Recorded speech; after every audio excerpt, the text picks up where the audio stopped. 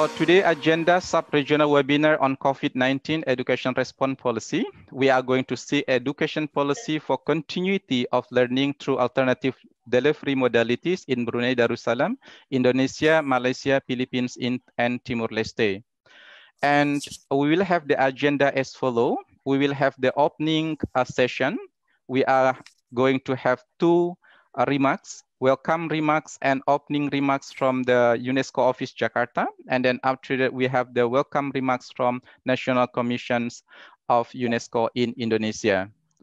And the next, we will have the key session of this webinar, that is the presentations from the Ministry of Education in Brunei Darussalam, from Brunei Darussalam, Malaysia, Indonesia, Philippines, and Timor-Leste. We will have the first presenter will be from Brunei Darussalam. We have the presence of Ms. Marina Cek Bujang, the Director General of Education, Ministry of Education, Brunei Darussalam. The second presenter is Dr. Iwan Syahril, the Director General of Teachers and Education Personnel, Ministry of Education and Culture, Indonesia. The third one, we will have the presence of Dr. Habibah Abdul Rahim, Director General of Education, Ministry of Education, Malaysia. And the fourth speaker, we will have the presence of Mr. Nepomuceno Malaluan, Undersecretary and Chief of Staff of the Secretary, the Department of Education, the Philippines. And the last but not least, we have the presence of Ms. Odilia Martins, the Director General of Planning, Policy and Inclusion, Ministry of Education, Youth and Sport, Timor-Leste. And after the presentation, we will have around 20 minutes for question and answer.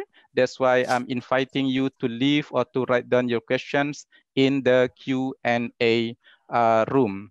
And we expect to end the meeting at 11 by having the closing remark from Professor Shahbaz Khan, the Director and Representative of UNESCO Office in Jakarta.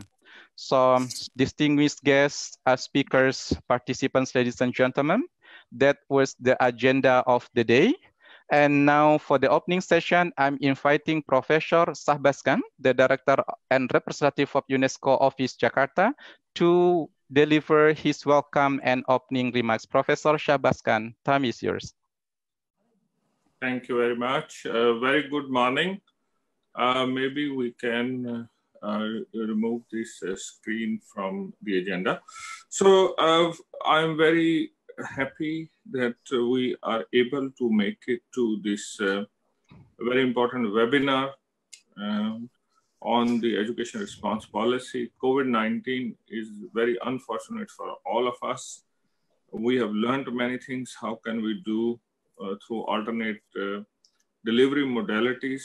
And this webinar is important for all the cluster countries of UNESCO served by the Jakarta office.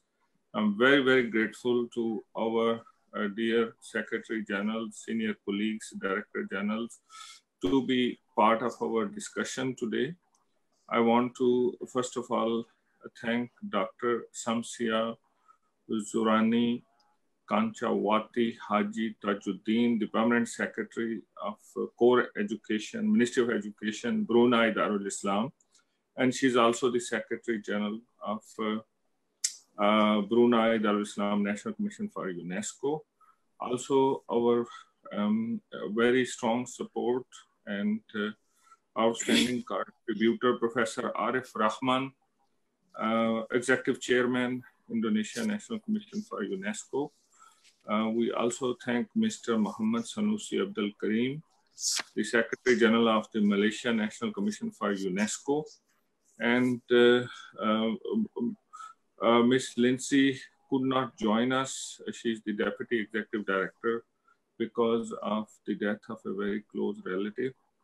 Then Mr. Francisco Barito he's the Executive Secretary AI from the Timor-Leste National Commission for UNESCO. Then I also thank all the speakers who will be giving us many ideas from their perspectives as the Director Generals of very important departments. So because we are limited by time, I will very quickly go into why this is very important. and also our link with ASEAN, with the CMU centers. UNESCO is delivering through a number of mechanisms. One of them is, of course, our office in Jakarta. We have also a regional bureau for education in Bangkok, and education is a very big area for whole of UNESCO in Paris. So we need to today discuss how the affected populations are working together.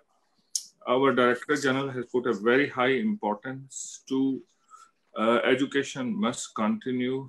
And in that regard, in the recent speeches, I'm sure you have followed from Madam Audrey Azoulay that 1.19 billion learners are out of school in more than 150 countries.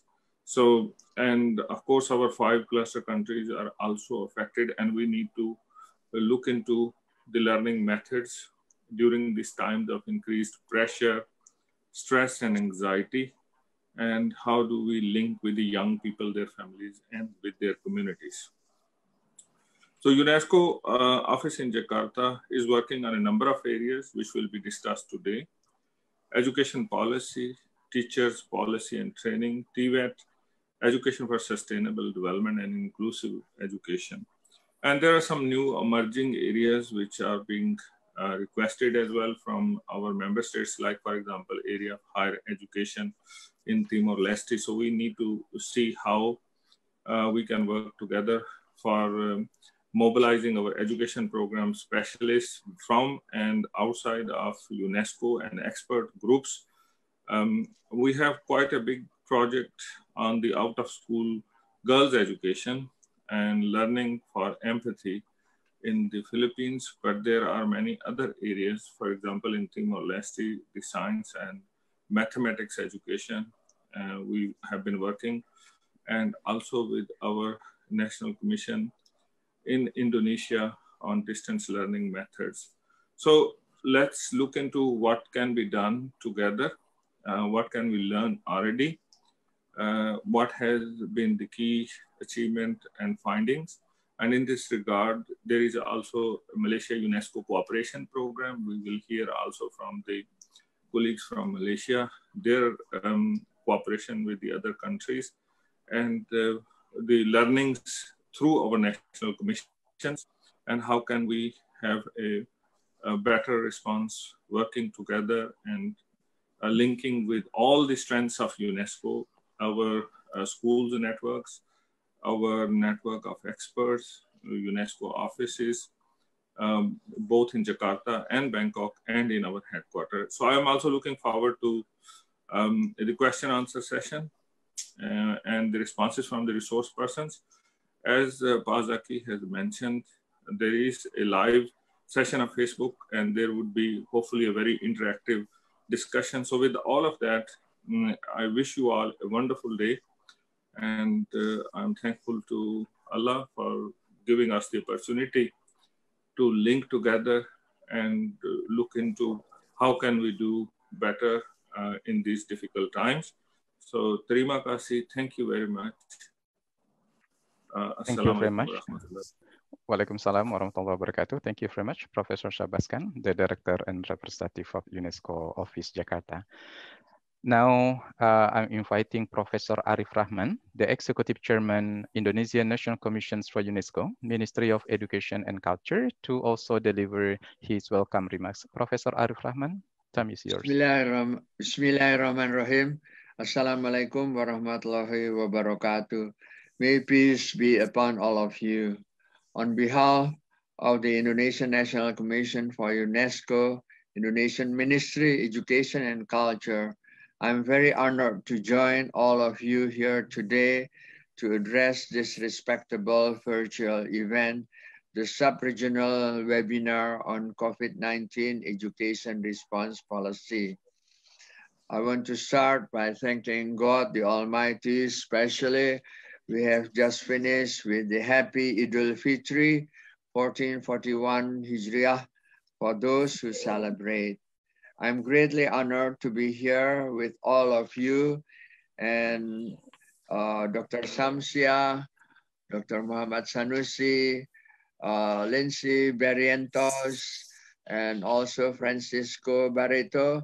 And from the Philippines, I like to share my deep condolence for the passed away of the mother of Lindsay of the Philippines. And I like also to address Marina Chebujang, Dr. Iwan Syahril, Dr. Habibah Abdul Rahim, Mr. Nepomuceno Malaluan, and Madam Odilia Martins from Timor-Leste. And of course, Sabath, my dear friend, who have done a great job in organizing this meaningful virtual event. Yesterday, the Republic of Indonesia just celebrated the birth of Pancasila. As you know, our philosophy in Indonesia is to believe in God, nationalism, humanitarian, just and civilized humanity, democracy, and social justice. And in this situation, we also reflect in the midst of COVID-19 pandemic that this is a test to all of us that we must not stop working, and also we have got to be more energetic, and we would like also to embrace not only the educationalists, but also parents and students. In line with the government, we must be very careful and prudent on formulating new regulation, especially that schools have been encouraged to creative and adopting new technology. Now we know that without technology, we cannot have this meeting. Indonesia is a big country, and we have thousands of millions of students, and also about 3 million teachers. So it's a big job to all of us. We have all the teachers and students spread out in all the islands throughout Indonesia. As you all know, the COVID-19 pandemic is a global public health crisis. It resonates deeply also at the heart of UNESCO's mission. COVID-19 tells us greater and closer cooperation among us is the key when dealing with this condition. On this occasion, I would like to say that the roles of UNESCO, members country, and policy makers is so important. In closing, on behalf of the Indonesian National Commission for UNESCO, Ministry of Education and Culture of Indonesia, I would like to encourage all the national commissions for UNESCO, especially in this region, to continue support the UNESCO program and its implementation. Remember that we have a saying in UNESCO, since war starts in the minds of men, it is only through the minds of men that we can stop the war. So to conclude, I would like also to say good luck for this meeting.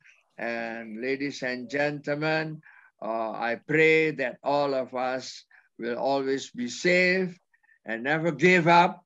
And through all of this, we have to struggle to face this pandemic and also be given the blessing of healthiness for this day and the day to come.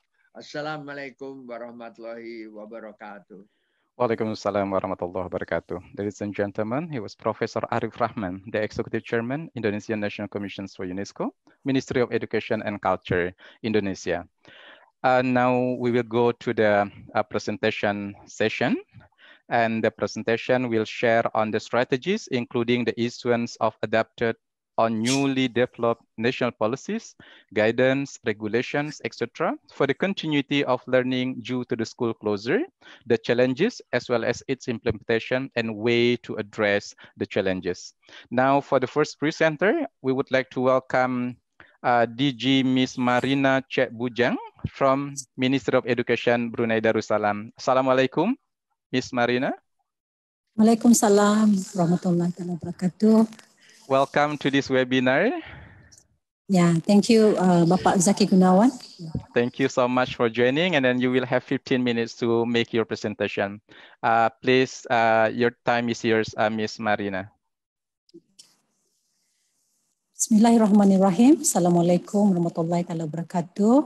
First of all, thank you, Mr. Zaki Gunawan from UNESCO Jakarta office, the Honorable Professor Shahbaz Khan, Director and Representative, UNESCO Jakarta, the National Commission representatives, Yang Mulia Dr. Samsiah Zuraini Kencanawati binti Haji Tajuddin, the Permanent Secretary Co-Education, Ministry of Education Brunei Darussalam, who is also the Secretary General of Brunei Darussalam National Commission for UNESCO, Yang Mulia Tuan Aliuddin bin Haji Abdul Rahman, Deputy Permanent Secretary Co-Education, Ministry of Education Brunei Darussalam, Professor Arif Rachman, Executive Chairman, Indonesia National Commission for UNESCO, Ms. Lindsay Barintos, Deputy Executive Director, Philippine National Commission for UNESCO, Mr. Francisco Barreto, Executive Secretary,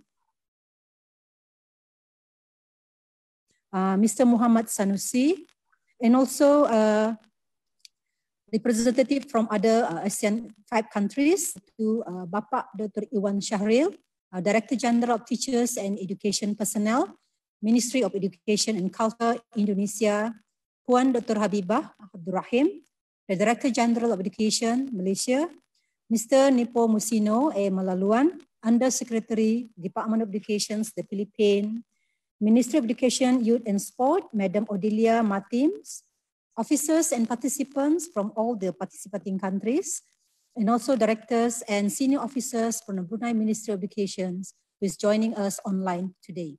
A very good morning and salam to everyone, and thank you for welcoming me to this webinar, and I pray and hope that we are all doing and coping well during these trying times.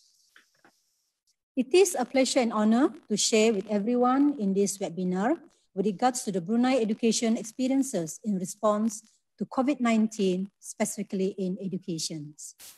As we all aware, over the past few months since COVID-19 made its presence felt and subsequently became a global pandemic, COVID-19 continued to unleash untold damages, hardships, and misery to millions of people across the world, not only to mention the loss of life and disruptions to the daily routines. Can I have the first slide to be shown? So in Brunei Darussalam, although the situation is pretty much under control through the government's prudent policies and quick actions, schools and other educational institutions remain vigilant, where teaching and learning are now being conducted through online or through home-based or online learning. Unlike most other countries, Brunei Darussalam had no lockdown in the real sense of the word. Where schools remain open, only the mode of teaching and learning shifted to suit the needs of the prevailing situations. Now, with the end of the debacle cannot be predicted with any degree of certainty, Brunei Ministry of Education adopt a pragmatic and cautious policy, particularly with regards to our response to the pandemic during the coming days and months, which would inevitably directly affect the schools and educational institutions, both public and the private sectors. Under the situations, considering the administrations of education involves a wide range of stakeholders from various backgrounds and expectations, as well as students of all ages, our education response policy to the pandemic approaches and manages the issue in an integrated and collaborative manner, involving various government departments and agencies guided by the Ministry of Health. At the Ministry of Education, Brunei, we continue to closely monitor the situations both within Brunei as well as in neighboring countries. We are committed to continue to deliver the teaching and learning to our students, regardless in such a way that their interests, welfare, and safety are always given the topmost priority at all times.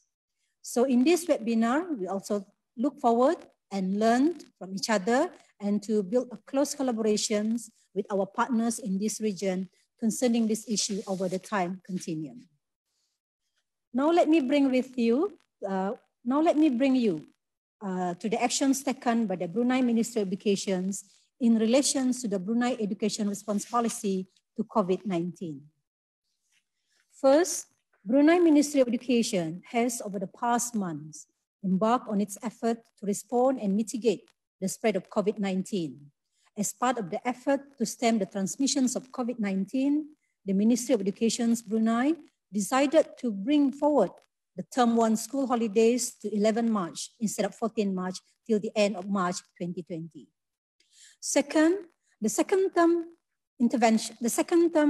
proposed intervention for the second term school sessions started with Ministry of Education Brunei acknowledging that the schools were likely to remain closed during that period, contingent with the advice of the Ministry of Health. The Ministry of Education then embarked into the home-based learning by integrating the use of technology, that is the online learning and home-packed learning materials from March 30th until today. So it is basically a learning from home for all students right from the preschool to colleges and university level. We can all agree that these are very challenging times for all of us, and the way we deliver or serve our students would necessarily change.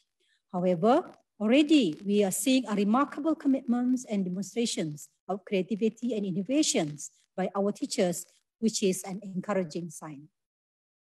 On the instructional aspect, Brunei Ministry of Education assumed a multifaceted approach or blended learning or teaching modality using various media, including online platforms such as Microsoft Teams, Zooms, Kahoot, WhatsApp, and videos, television's broadcasts, and activity sheets through the home-packed learning materials.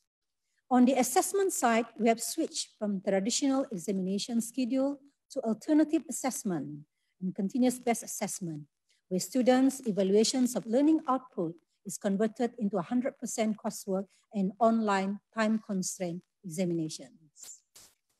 Now, allow me to share some of the good practices as an outcome from the response policy. First, the Ministry of Education has provided guidelines on home-based learning for teachers, students, and parents. Therefore, schools have the opportunities to train their teachers in using various educational websites and tools, thus forcing our teachers to learn the new way of teaching. Schools have also prepared the home learning pack materials for those students who have no access to internet or personal devices. Second, through the advice and guidance by the Ministry of Health, practices on social distancing and health measures have been made mandatory to all schools. And thirdly, we continue to provide and improve the infrastructure and accessibility to online teaching and learning, that is the e-learning, whereby all schools and higher educational institutions have switched to online learning as of 11 March until today. So the success of the e-learning was made possible through collaborations with various telecommunications agencies to provide affordable internet packages as well as additional support towards e-learning, and also donation drives for appropriate devices for students in need through a collaborations with the Ministry of Transport and Info Communication, the MTIC, and Authority for Info Communications Technology Industry, the IT. And here, the Ministry of Education, through the Institute of Brunei Technical Education, the IBTE, led a charity drive for the provisions of devices that aims to support e-learning and to provide assistance to students in need, especially our underprivileged students. Fourth, for students from the year 6 and the primary 6 religious school, their school syllabuses were broadcast through a special national television program, that is the Radio Television Brunei. This is actually an effort to ensure a continuity and a minimal disruptions to their studies. For this group of students who are sitting for the primary school assessment and religious school certificate examinations, Brunei National Radio Television Network have agreed to collaborate with the Ministry of Education to cover various topics of the syllabus through the educational TV program or the Learning at Home program, which is broadcast daily by the Radio Television Brunei from 8:30 until 11 o'clock in the morning during the school hours. The scheduled on-campus examinations were cancelled and all converted to alternative assessment, whereby all the IGCSE, O-Level, A-Level, IB, International Baccalaureate for May and June 2020 were cancelled.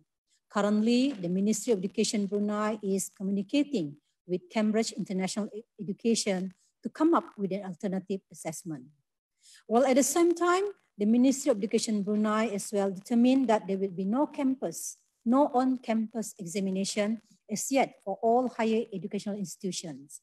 To this end, all scheduled examinations are to be converted to alternative assessment, such as 100% coursework or online time-constrained examinations. And in terms of challenges and lessons learned, I would like to take this opportunity to reiterate that given the unique and the new normal situations that we are in present, we are fully aware of the challenges faced by our teachers, students, and parents. First, in terms of readiness. For our teachers, the impromptu implementations and preparation for the home-based learning require teachers to be creative on the delivery of teaching and learning, on the delivery of the online teaching and learning, particularly in monitoring the students' performance. Students, on their part, need to adapt and familiarize themselves with a new way of learning, whereby students from the lower primary require parental supervisions. This also requires students, particularly from the higher level, to be responsible of their own learning. While working parents were found to be generally unable to supervise their younger children, and some might feel a little bit disadvantaged from the lack of the computer literacy skills to guide their children properly. So the roles of the parents during this time has become very crucial in ensuring that the children's educations continue unabated. So under such circumstance, an alternative strategy has had to be found. Second is the technical issues. It was evident that not all households were equipped with internet connections and adequate personal devices to carry out online learning at home at any one time. And third is the well-being of the school community. The implementations of the home-based learning or the online learning in all schools in Brunei is something new for the education system in Brunei Darussalam, whereby the curriculum has been modified to cater for the online learning. And however, there is also some concern among the school community, especially among teachers, that they might not be able to catch up with the syllabus or might not be able to complete the syllabus during the year. With regards to the integration policy on integrations plan for response policy, clearly this COVID-19 has managed to bring us together, whereby many parties, stakeholders, and government agencies work in unison and integrated way, in close collaborations and understanding to achieve and realize the aims of the government of His Majesty the Sultan of Brunei and the Ministry of Education. That is to respond appropriately to the crisis brought about by the virus and to ensure that the process of teaching and learning for our students proceed as it should be.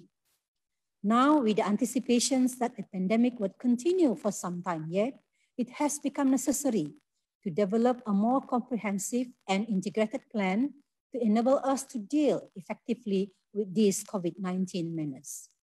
This could be done by reinforcing and strengthening the present work arrangement with the roles and functions of the respective agencies clearly defined, bearing in mind the need to optimize resources and maximize benefits.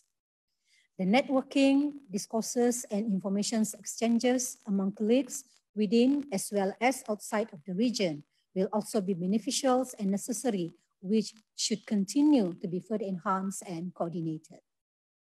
Rightly so, the Ministry of Education's preparations for the reopening of all schools and higher educational institutions will be made in an integrated and coordinated manner, as advised and guided by the Ministry of Health, and with collaborations with the Ministry of Religious Affairs for the religious schools.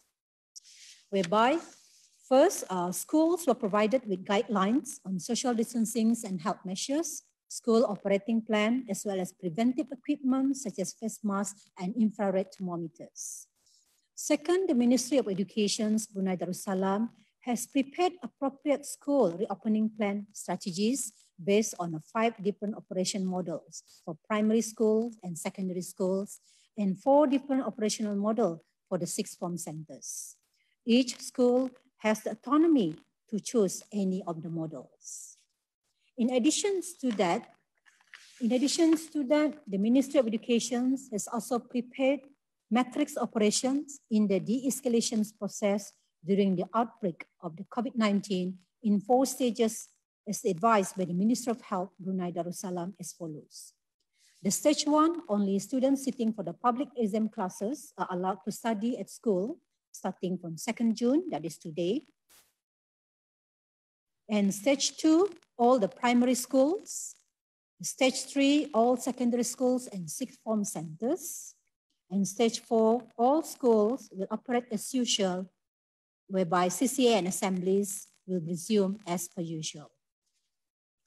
However, the implementations of these 4 stages would depend on COVID-19 situations in Brunei Darussalam and contingent upon the advice of the Ministry of Health, where both ministries will continuously observe and review the outcome of the school operations at every stage.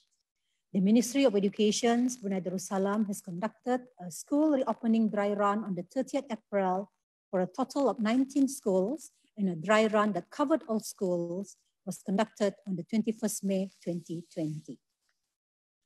As my closing remarks, without doubt, this COVID-19 has taught us a lot of things in the way we react and take measures to face and overcome the setbacks, to provide telling examples for future generations of leaders who came after us. We therefore should strive to make as few mistakes as possible and move ahead accordingly. So I take this opportunity to thank the UNESCO Jakarta for inviting us to this webinar, and the Ministry of Education of Brunei Darussalam for the permissions and honor to speak before you today. Thank you very much. So back to you, Bapak Zaki Gunawan. Thank you very much, Madam Marina Cek Bujang, Director General of Education, Ministry of Education, Brunei Darussalam. Now we would like to invite from Indonesia, Dr. Iwan Syahril, the Director General of Teachers and Education Personnel, Ministry of Education and Culture. Assalamualaikum and good morning, Pak Iwan. Waalaikumsalam, Pak Zaki. Good morning. Colleagues from Brunei, could you please stop sharing the presentation? Thank you. Pak Iwan, you have 15 minutes. Time is yours, Pak Iwan. Thank you so much. Good morning, everyone. Assalamualaikum warahmatullahi wabarakatuh. Pak Zaki, thank you for the opportunity, and I'd like to thank also the UNESCO Jakarta for giving us the opportunity to speak in front of you today. The Honorable Professor Shahban Khan from Director and Representative UNESCO Jakarta, and all the Honorable UNESCO representatives, the National Commission for UNESCO, Dr. Syamsiah Zuraini Kancawati Haji Tajuddin from Brunei Darussalam, Professor Arif Rahman from Indonesia, Mr. Muhammad Sanusi Abdul Karim from Malaysia, Ms. Lindsay Barrientos from the Philippines, Mr. Francisco Barreto from Timor-Leste, and all the respected speakers and panelists, Ms. Marina Cek Bujang from Brunei Darussalam, Dr. Habib Abdul Rahim from Malaysia, Mr. Nepomuceno Malaluan from the Philippines, and Madam Olivia Martin from Timor-Leste. So please allow me to present about what Indonesia has been dealing with in the wake of COVID. But I'd like to start first that what we're currently, like previously, the Ministry of Education and Culture in Indonesia, we just started our reform like at the end of last year. And the idea of this reform is to answer the call of the era that we need the transformation of our education system to be in line with first, of course, like the revolution, the industrial revolution 4.0, where we know that we have like a lot of opportunities with technologies and new modes of learning, with the discovery of like the artificial intelligence, of robotics, big data, Internet of Things, all the disruption that has been happening also in the society and what it means for us as a nation to move forward. So instead of just looking at designing our programs with like just-in-case learning for the future, we want to shift to just-in-time learning, meaning that more about like learn how to learn, equipping the students with the skills to do that, lifelong learning, and try to reorient our education by focusing more on flexible cognitive skills and creativity and character instead of mastery of the content. And then try to push like the curriculum to be more personalized and student-centered. And this is what the Minister of Education and Culture, Nadiem Makarim, call as Merdeka Belajar, or freedom to learn. So within this context, the push for innovation, the push for reimagine about thinking and learning, and we have to deal with COVID. And later at the end of the presentation, I want to reiterate like how it has impacted our mission to transform the education.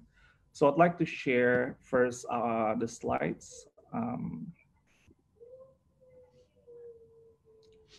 Okay. So when COVID, I think started to be an issue, it was in early March, and we had to respond quite immediately with the situation. But at that time, it was still not really that strong of an issue, but really like a worry for many people in Indonesia. So the policy like that Indonesia has launched in the context of education, I'm dividing it into like two kinds of policy. The first one is the precautionary policy, when at that time it was still we're learning about like the seriousness about like the impact of COVID-19 to the society and also especially to education. So the focus at the beginning was about like how the schools and the universities need to first coordinate with the health offices, especially in the local health offices, because as you know, Indonesia is so big. We have like 514 like municipalities and all around Indonesia, all spread into like all these thousands of islands. So the situation about COVID differs from one region to another. So we want to like encourage all the schools to coordinate with the health offices in the region and to learn about like how to best deal with COVID situation with their region. And then the healthy lifestyle, for instance, like washing hands regularly with soap, drying hands with tissues, hand sanitizers in strategic locations, and a healthy lifestyle, like a balanced life and diet is important. And also the strict facilities and cleaning procedures, monitoring the sick and absent students, teachers, and administrators, especially the ones who show sign about breathing difficulties, and then do shifts among the school staff, and avoid physical contacts and activities that include mass gatherings. But then 2 weeks after that, we learned that COVID was really serious. And I think this is basically like this slide, and I think represent the dynamics of how we have been dealing with COVID, because the assumption that we have like this week will be different than next week, and will be different than the following week.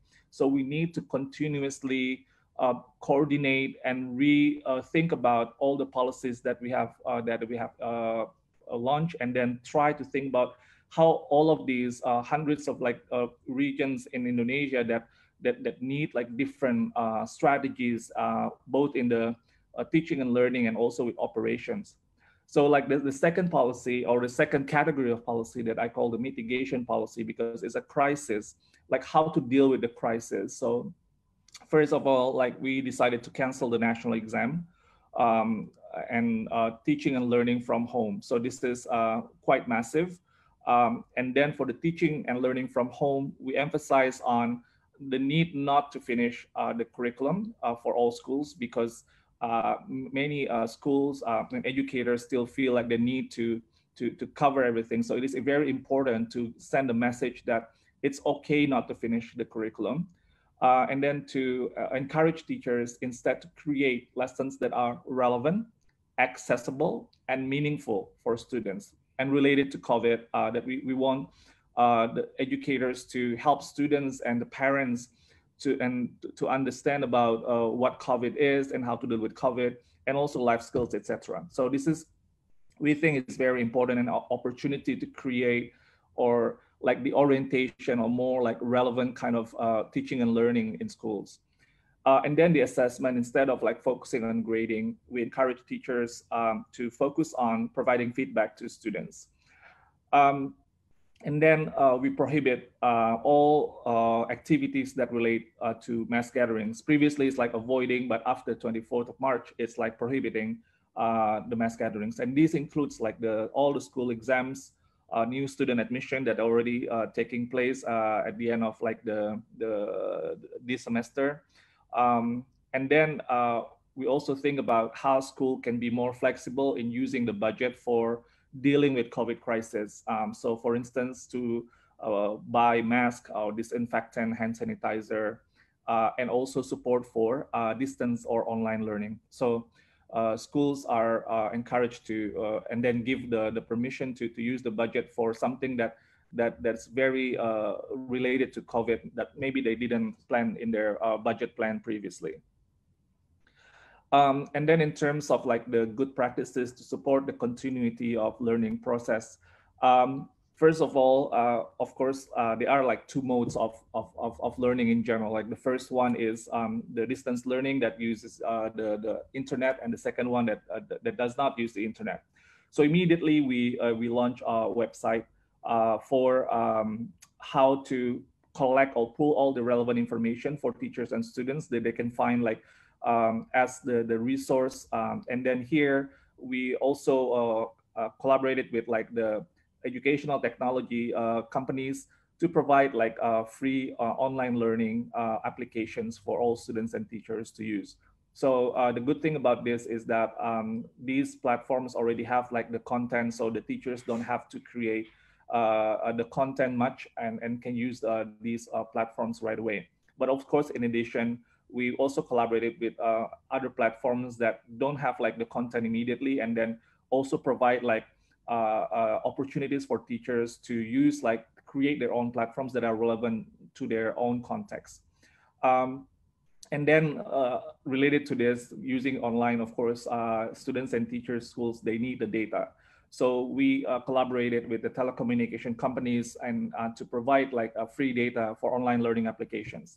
So this way, all students and teachers, both in K-12 and also university, can take advantage of this. And schools are allowed to use the government assistance funds to buy phone credits and internet data required for distance and online learning. And even though like we have like some kind of general guidelines, and then, but considering all the contextual variations in Indonesia, we thought that we need to gather like all like the ideas that are working and how teachers can share with each other. So we created like a website using a crowdsourcing model where teachers can share lesson plans and materials that they're using during COVID that are successful.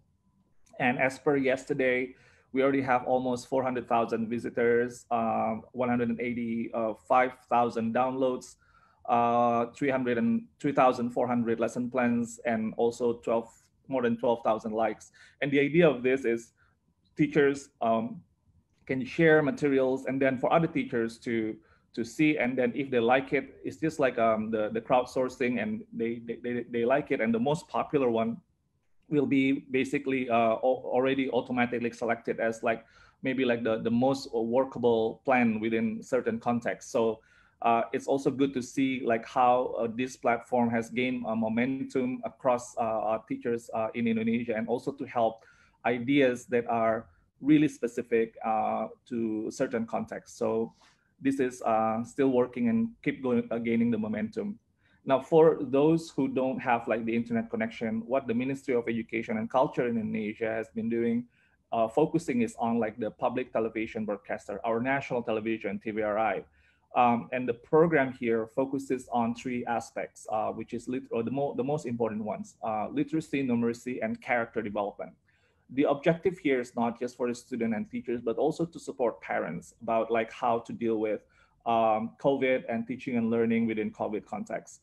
And in addition, we also want to educate the general public about cultural values, like character development or character materials, not only for students, but also for general public.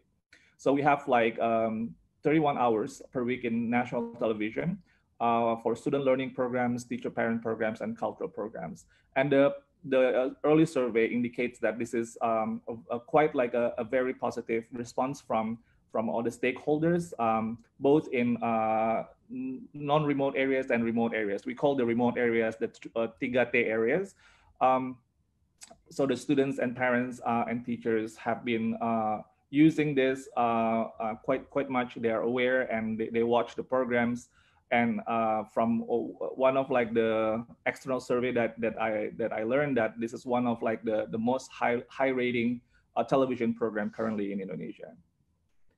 So what about the challenges and lessons learned? Okay, so despite like all the possibilities, of course, just like any other countries around the world, that this is a disruption, like a really huge disruption. Never had we planned this before in any context, in any training. So what we learn is, of course, the educators, teachers are struggling, whether they have the internet or they don't have the internet. Teachers and students tend to gravitate to the online platform they know best. So even they have like all the access to the educational technology learning platforms, they gravitate in the end to the platform that they know best, which is WhatsApp. As of 2019, 83% of mobile users in Indonesia use WhatsApp. So this is like the most popular in terms of ease of use that teachers and students are using in Indonesia. And teachers in schools where economic limitations are especially prominent often avoid platforms that will cost them too much storage space and data usage, even though they know these platforms are the better platforms can significantly help them in reducing the manual work and redundancy. So we learned that using the complex data-heavy platforms, this means widening actually the gap between the privileged and underprivileged students. And for teaching and learning, teachers in general, they say like they have difficulties to maintain students' attention throughout the online learning process, keep students interactive and inquisitive, and accurately measure students' capabilities. And then we think that the challenge for us is like how to figure out going forward the balance between how to ensure that teachers can teach like the most basic things to teach with like also still like the urge to cover the curriculum, because even though we have communicated this, but because of like the previous kind of mindset, like we need to cover all the curriculum, if not like our school will be left behind, our students will left behind. This is still like a struggle that we find, we need to find the balance. And then the best learning system that are accessible for all students. I think this is a challenge for all countries as well. But this is maybe like the biggest lesson learned of all, which is the reduced anxiety in the use of technology among educators. We think that this reduced anxiety can accelerate technology adoption in education. Like for instance, teachers say that, hey, using online tools, now we can teach kids even when we cannot come to the class that day, meaning that they already think about the possibility of taking advantage of the technology. It actually challenges me to be more creative in making material that is more engaging. So when they use the technology, they feel like, hey, there's a potential to make it more effective for our students. And also the collaboration with parents. The home learning gives us the opportunity to involve parents in the kids' learning process. So like, we think that this can actually gaining momentum, even like during this pandemic, and maybe after the pandemic, that we can accelerate the technology adoption, which means to democratize the access to quality education for all students in Indonesia. And like the last about my slide is about In terms of like the currently, I think all countries are dealing with this consideration for school reopening. For us, we consider number one and always number one is safety first. Regions and schools must be declared safe by health authorities. Otherwise, they cannot open their school. And even like they're declared as safe, the schools have the ownership to decide whether they want to really like open their school or to keep learning with using distance mode. And then even they open it, we're considering like they have to do it in stages, not like all at once. And then for the teaching and learning, the differentiated strategies are encouraged. Definitely not face-to-face full. So some sort of like blended and online or distance learning. Reduce hours. I think this is something that we also consider, or shifts between students, teachers, and administrators. And the last part here is about, we should not, like a teacher should not just like follow the curriculum immediately, but they need to do like a formative assessment, because we need to understand how the disruption of COVID in terms of the teaching and learning of all students at the moment. And then teachers need to differentiate the strategies to teach students at the right level where they are in terms of their need of learning or their development level. So I think that's all that I'd like to share about what we have done in Indonesia. In terms of how this related with our previous, like our agenda for reform, we think that even though this has slowed down in many aspects, but there are some kind of mental attitude to be comfortable with the uncomfortable. This is part of like the innovation culture that we want to create, and the adoption of technology that we also think that is going to accelerate the transformation that we envision. So even though there are many aspects that are maybe like we're struggling, but then in the long run, we think that COVID can give us like the muscles to go forward with our reform agenda. So that's all from Indonesia. Thank you very much. Thank you very much, ladies and gentlemen. It was Dr. Iwan Syahril. Thank you very much, Dr. Iwan. Director General of Teachers and Education Personnel, Ministry of Education and Culture, Republic of Indonesia. Thank you so much, Dr. Iwan, for sharing the presentation on education policies in Indonesia. Now you can turn off your video. And now I'm inviting Dr. Habibah Abdul Rahim, the Director General of Education, Ministry of Education, Malaysia. Assalamualaikum, Dr. Habibah. Waalaikumsalam. Good morning. Good morning. Thank you very much for joining to this webinar. You have 15 minutes, Dr. Habibah, for the presentation. Time is yours. Thank you very much, Pak Gunawan Zaki, our moderator, Professor Shahbaz Khan, Professor Arif Rahman, Honorable National Commission for UNESCO representatives, speakers, panelists, ladies and gentlemen. So I'm looking at the same topic in the context of Malaysia. So I think to put into context, the COVID-19 positive cases were first detected on 24th January 2020 in Malaysia. And Malaysia was one of the earliest countries in Southeast Asia to impose a nationwide Movement Control Order or MCO on the 18th of March 2020. After the MCO was imposed, Malaysia's stringency index rose from 36.27 to 76.85. This records the number and strictness of government policies placed in Malaysia, including school closure, workplace closure, and travel restrictions. After about 7 weeks of MCO, the government announced the Conditional Movement Control Order on 4th of May to ease lockdown and allow businesses and the public sector to operate. To date, Malaysia has recorded 7,857 cases with 115 deaths and an overall 82% recovery rate. So schools have remained closed for more than 2 months. The closure of schools in Malaysia has affected more than 5 million students, 10,713 schools, and more than 440,000 teachers. So although schools have remained physically closed, based on the government's directive to work from home, all civil servants, including teachers, are technically still working throughout the MCO. The Ministry of Education released a circular and guideline on the implementation of teaching and learning during MCO, which emphasized on home-based learning. This required teachers to use remote learning solutions to provide continued learning opportunities for students. Thus, teaching and learning processes did not come to a complete halt because of school closure.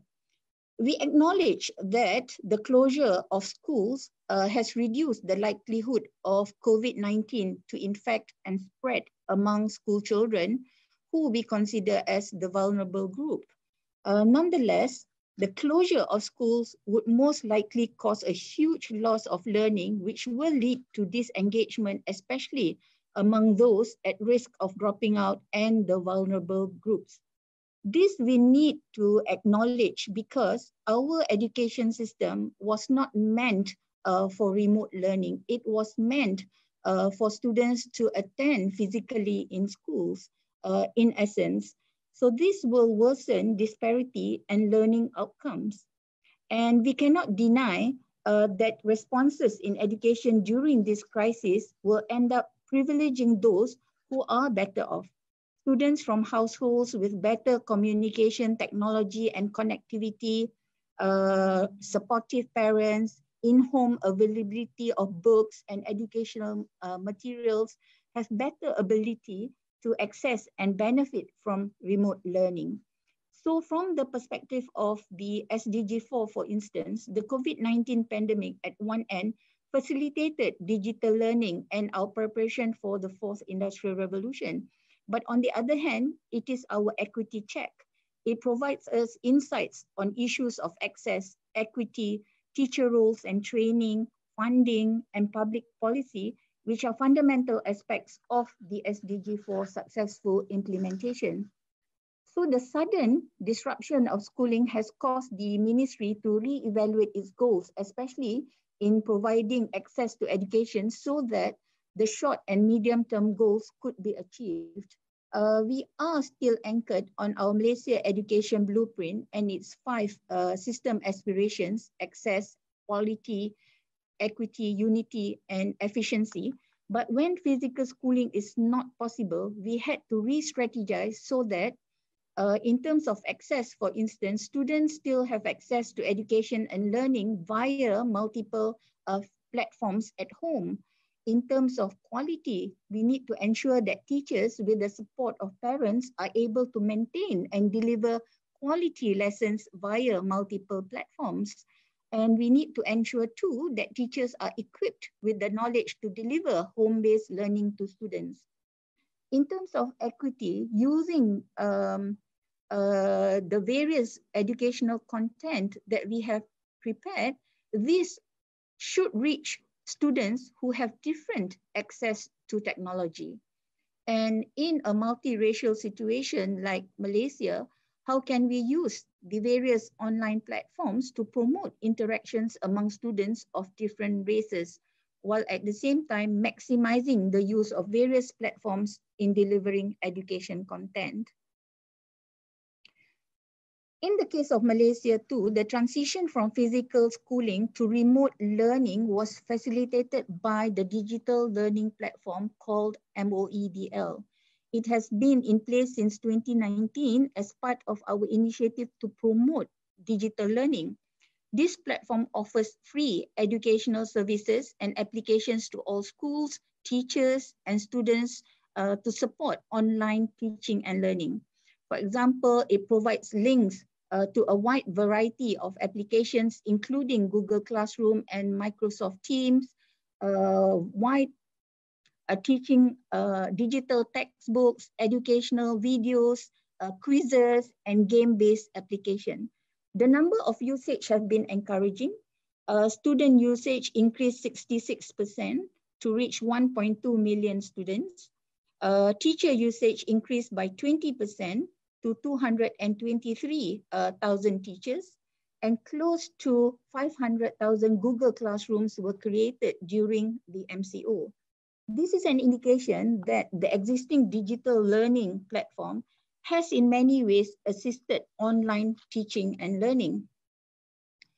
And apart from the MOE platform, learning could also be facilitated through EduWeb TV, eGuru, and ChikguTube portals. This provides a wide array of curriculum-based video collection and shares teaching learning video collection from teachers to help children learn at home. Although students are able to gain access to online learning via the digital platform, there are many other factors that impede their learning via this platform, especially the ownership of gadgets and internet connectivity. Data indicates that approximately 40% of students have never logged in. And the main reason is due to absence of electronic devices and lack of internet connectivity. A study conducted by the Ministry of Education involving about 700,000 parents and 900,000 students showed that the ownership of electronic devices for learning from home is limited. More than 35% of students do not possess any electronic devices. Only 2 to 10% of students have computers, tablets, laptops, depending on the type of device, and 34 to 48% have handphones. However, we know that using handphones may have its own limitations. First, we see an urban-rural gap in access to these devices and connectivity. First, reaching out to children who are not equipped for this form of learning is critical, and if they are not facilitated, equity gaps will widen and they will be left behind. So the ministry realizes that the educational content must be made available on other platforms to facilitate the learning process.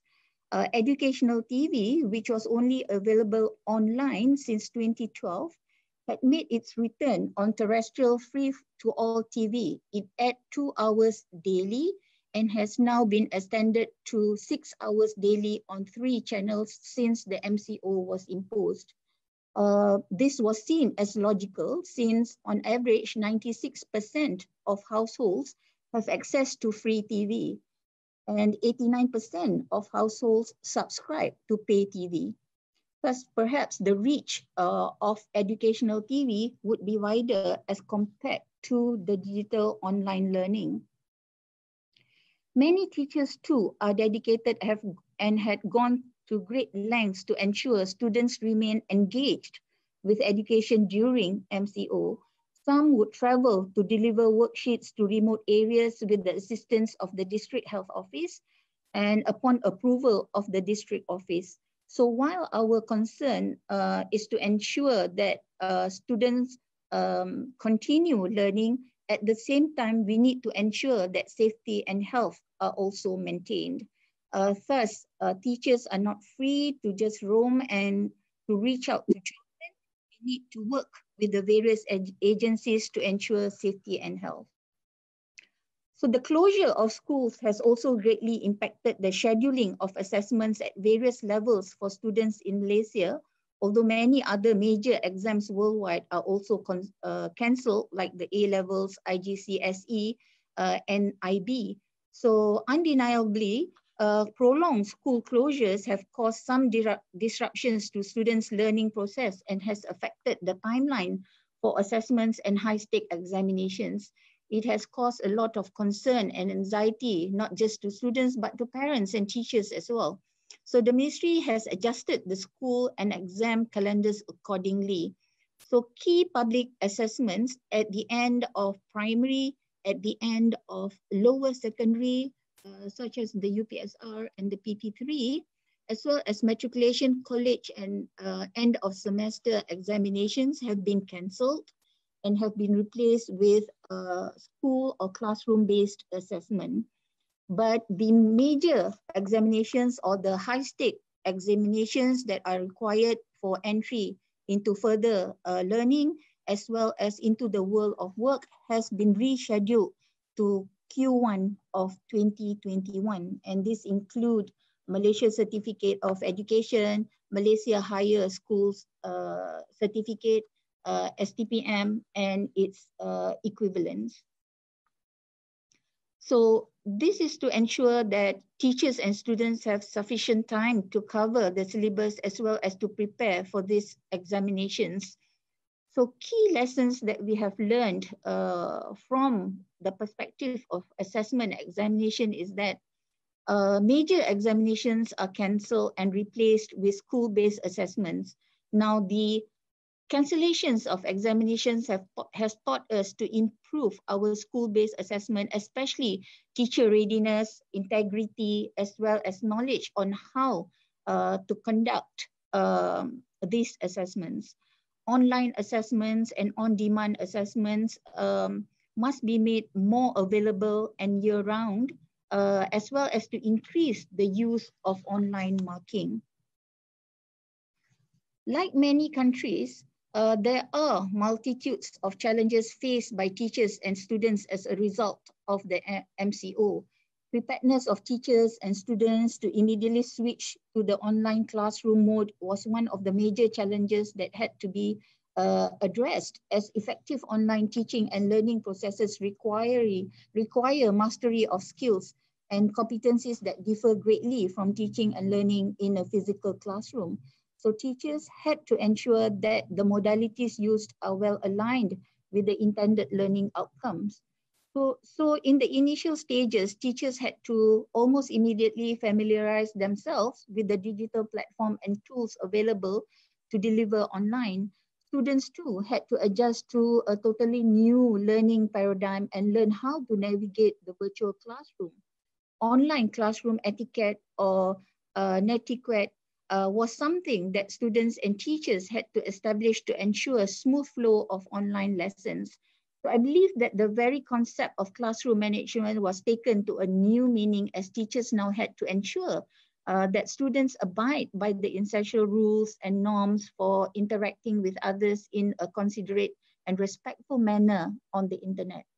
And we are all aware of the fact that schools provide different functions within and outside the classroom. It is a social arena where values and skills are developed and practiced. For children with special needs, the school also functions as a support system which online learning perhaps cannot provide.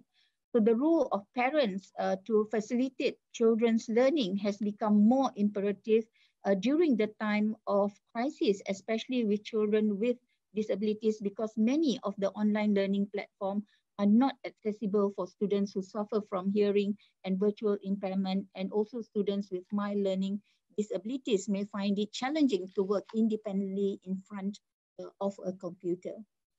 We also see the digital divide and connectivity divide, because Malaysia provides these gadgets and connectivity targeted to schools. So all schools have computers as well as internet connectivity. However, now that children are not physically in school, they are at homes. Thus, we see the gaps between children on the availability of these. So we need to look into ways on how we can increase access to these gadgets and connectivity, especially to those children in rural areas and the poor beyond the school environment. Teachers too need to work closely with parents to ensure that students have access to worksheets that are delivered via online or manually by teachers. So among the lessons that we've learned is that important during this school closure is clear policy to ensure that policies derived from the crisis are benefiting all students, especially in their learning process. We do need to clear communication plans to ensure that students and the public receive clear and up-to-date information from the ministry. Inclusion and equity. The COVID-19 pandemic has given countries a lot to reflect on: the reality of social and economic gaps, digital divide, and the delivery system. So one key lesson is the issue of gadgets and connectivity. Thus, while we do embark on the initiative to utilize technology in the teaching and learning, there are a lot of efforts and resources invested to ensure schools are connected and to ensure everyone is given opportunity to access to technology. However, as I've said, the closure of schools during the pandemic, remote learning was not possible to many, as students, especially those marginalized, are not connected and lack the relevant gadgets. Social and emotional support. The closure of schools will impact students' well-being as remote learning lacks peer-to-peer interaction. Hence, the role of parents to provide emotional support in their children's education process is critical. Parental involvement is also important from the perspective of protection and safety of children when utilizing the online platform. Assessments, as said before, when teaching and learning shifts to online platform, formative assessment will have to be enhanced. Teachers need to be empowered so that they are able to assess students' learning. School-based assessment will have to be given a priority. So the COVID-19 crisis requires a holistic approach. So the participatory approach involving multi-sectoral approaches to respond, recover, as well as resilience of the system is most important. So the ministry works closely with various ministries and agencies to formulate effective standard operating procedures and guidelines for reopening of schools, for instance. So when talking about reopening of schools, as I said, prolonged... Madam DG, you have 1 minute to go. Yes. Thank you so much. Prolonged school closure may be detrimental, especially to marginalized and vulnerable groups of children and those without access to online learning. So the ministry has come up with a guideline on school management on how we reopen schools with a lot of measures on safety and health precautions.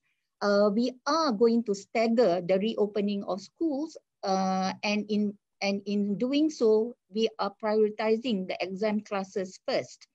We are also increasing awareness to our stakeholders on how we can manage this reopening of schools and have various engagement sessions with multiple stakeholders. So thank you from me. Thank you so much, Madam DG, Dr. Habibah Abdul Rahim, the Director General of Education, Ministry of Education, Malaysia. Thank you so much for joining, and then we will be ready for question and answer after all the presentations. Now we would like to invite Mr. Nepomuceno Malaluan, the Undersecretary and the Chief of Staff of the Secretary, Department of Education, the Philippines, to share the presentations on education policy towards COVID-19 in the Philippines. Mr. Napo, time is yours. Yes, thank you very much, esteemed colleagues from UNESCO Office, Jakarta, and from UNESCO National Commissions, as well as colleagues from the country ministries in our sub-region. Good morning to all of you, and thank you for this opportunity to share the Philippines' basic education response to COVID-19 and the opportunity as well to learn from our neighbors. Like many of you, next slide please, the concern over education in the time of COVID-19 is the fear for the safety of our children, and for large education systems like the Philippines and Indonesia, it is also the concern over the large number of students, teachers, and personnel that are congregating. And in the Philippine case, that's almost 30 million individuals comprising of students, teachers, and personnel for the basic education sector alone, and comprising more than 27% of our total population. Now,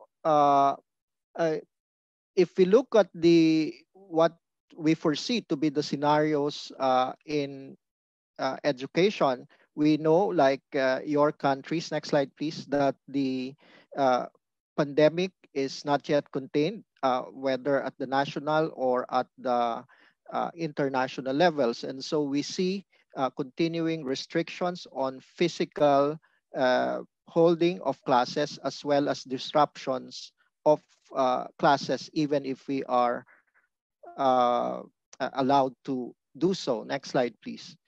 So our response in the Philippines was to uh, develop our basic education learning continuity plan. This was the product of a participatory approach with inputs from various DepEd or Department of Education units, as well as from a broad multi-stakeholder group, as well as our legislators, and also with a teacher readiness survey for distance learning.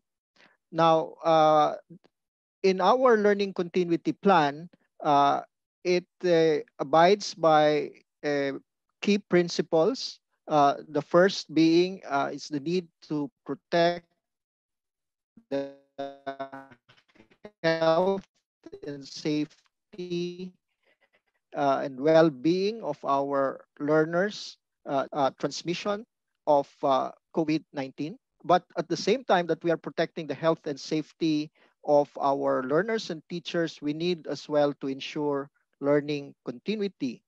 At the time that we will be allowed to physically return to school, we need to uh, introduce a safe return to school through introducing the basic health standards. And as mentioned by all of you, we need to be very sensitive of the equity considerations and concerns and endeavor to address this. But finally, we should be able to bridge our learning continuity plan with our overall goals for quality and transforming education for readiness into the future. Next slide, please. So the key components of our learning continuity plan, the first component is what we did was to streamline our K-12 curriculum in all learning areas and across uh, uh, across grade levels into the most essential learning competencies. So the more than 14,000 learning competencies, we have streamlined into about 6,000 most essential learning competencies to enable us to focus the instruction and the conversion of our learning resources for remote learning. Of course, another key component is to put in place various learning delivery modalities with blended learning and distance learning as major modalities. In this new in this new way of delivering education, we need the preparation of our teachers and school leaders, as well as the parents. And at the time that we will be allowed to come back, as I mentioned already, there is required the health standards in schools and workplaces, and all the other support services must align to this learning continuity. Next slide, please. Now, with respect to the blended and distance learning modalities, similar to your countries, we need to have a combination really of printed and offline digital modules that can be delivered to the homes of the students or picked up by the parents at designated pickup points. Now, with respect to online learning resources, we are also developing our learning management system, or the DepEd Commons, but we need to supplement it as well, as mentioned by many of you, with television or radio-based instruction. Next slide, please. What we are doing in the DepEd Central Office, or in the Department Central Office, is to provide the framework and the menu of options and the resource support to our field units. But ultimately, it will be our field units that will define the appropriate learning delivery modalities, taking into consideration the context of and conditions on the ground. Next slide, please. As I mentioned earlier, it is not sufficient that we look at our learning continuity response as an emergency measure, but we still need to find a way to situate it within our strategic goal of pivoting to quality. And in our case, we have a current program for pivot to quality anchored on the pillars of curriculum review, improving the uh, learning environment, teachers upskilling and reskilling, and the strengthening of the engagement of stakeholders. But the COVID-19, as I said, will highlight other strains of inequities that we also need to respond to. Now, it's not just about uh, linking it to the current program on quality, but we also need to, next slide, please, we also want to bridge our learning continuity plan to the future of education. And even before COVID-19 struck, the Department of Education was already about to set up an Education Futures Unit. And the Secretary of Education of the Philippines was envisioning this to be a unit that will be able to prepare, not necessarily to predict for the desired outcomes for the future, and for it to be an innovation center and a disruptive unit in the sense that it will challenge assumptions and formulate out-of-the-box solution to basic education's pressing problems and challenges. Next slide, please. Now, when we talk about education for the future and bridging the current emergency response to the future of education, at the heart of what we want education to produce or what we want our learners to become is for them to flourish as individuals, for them to have the ability to prosper or thrive regardless whether circumstances are favorable or challenging. And in the Learning to Flourish framework, the goals of education that we envision is that one, with respect to their agency, their ability to act independently and make choices freely and pursue goals persistently. Of course, there needs to be work readiness, having the durable skills and multiliteracies that will make learners thrive or prosper with respect to present and future jobs. But we also want them to be proactive citizens, for them to have proactive local, global, and digital citizenship. When we say proactive, we mean anticipating the challenges of the future. And with respect to local citizenship, their openness and dedication to contribute to nation building. As far as global citizenship is, it is being connected to the global goals. And digital citizenship, which is very important right now, it means behaving responsibly in any activity within the digital space. Uh, Next slide. Now, within this framework of really endeavoring for our learners to flourish through the education system, some of the key immediate areas for reform will be one is to explore technologies for remote learning, not just online. And this becomes very urgent right now and highlighted by COVID-19.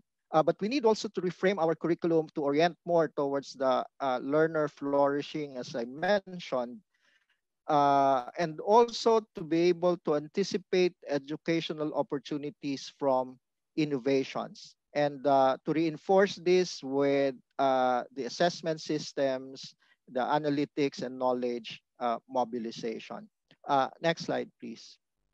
Uh, with respect to reframing from the curriculum, we need to prioritize essential or cross-cutting knowledge and skills that includes the 21st century competencies, the emphasis on durable skills and mindsets that can be learned in various contexts, even with limited resources, and fostering the capacities of learners to confront the future through innovation, agility, and synergy values. We need to embed multiliteracies in the curriculum that has been shown by the pandemic that multiliteracies such as information, scientific, health, financial, and civic literacies are important for people to thrive in the context of a crisis. Next slide. Now, our education systems need to anticipate the educational opportunities from innovation and crisis situations like we have now, present new opportunities and technological challenges that our learners must be oriented to. And this requires aligning our programs and learning resources to meet these opportunities. Next slide, please. As a support to such orientation of the education system, we need progressive forms of assessments that will diverge from our structure into things like micro-credentialing or ladderized and stackable approaches.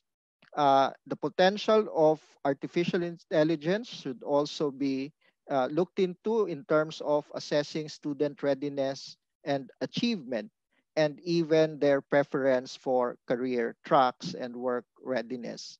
And as we have seen now, as we look at this COVID situation, the need to use data and use analytics in education to have techniques and tools for collecting, interpreting, and communicating data to ensure evidence-driven decision making. My last two slides, the next slide is this COVID-19 situation has compelled us to look at learning spaces beyond the four corners of the classroom. Right now, we need to look at learning spaces beyond the physical and formal learning spaces, and must include the informal and virtual learning spaces as well. And our physical spaces must be reoriented to be more attuned to this broader concept of the learning space of our learners. So we are right now through the Education Futures Unit of the Department of Education trying to set our futures agenda. We are presently doing a scoping study of this immediate and future contexts and opportunities for education.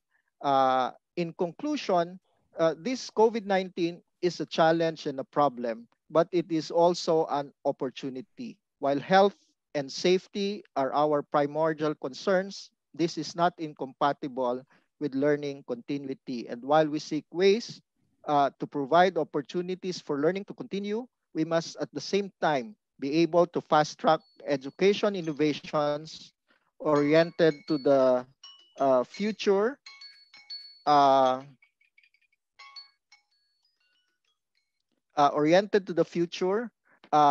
and COVID-19, as we know, is changing the landscape of education. And education ministries and departments must not sit idly by and suspend learning while COVID-19 is still being contained. Instead, our ministries and departments must be proactive agents for learning to continue and to effect positive change. Thank you very much, and good morning to all. Thank you very much, and good morning to you. So, Undersecretary Nepo from the Department of Education, the Philippines. Thank you so much for the presentation and sharing this morning. And now we would like to come to the last but not least. We are inviting Ms. Odilia Martins, the Director General of Planning, Policy and Inclusion, the Ministry of Education, Youth and Sport, Timor-Leste. Good morning, Madam Odilia. Thank you. Good morning, Madam Odilia. Good morning. Good morning. How are you? Yeah. Okay, so can you go through to my yes, PowerPoint? yes, our colleagues from the committee will support you for the slide presentation.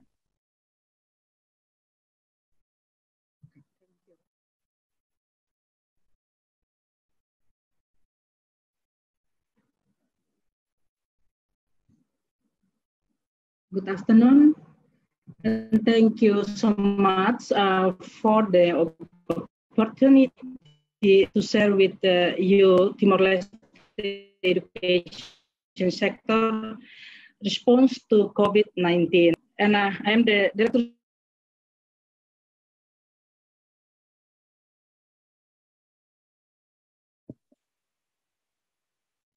Hello, Madam Odilia.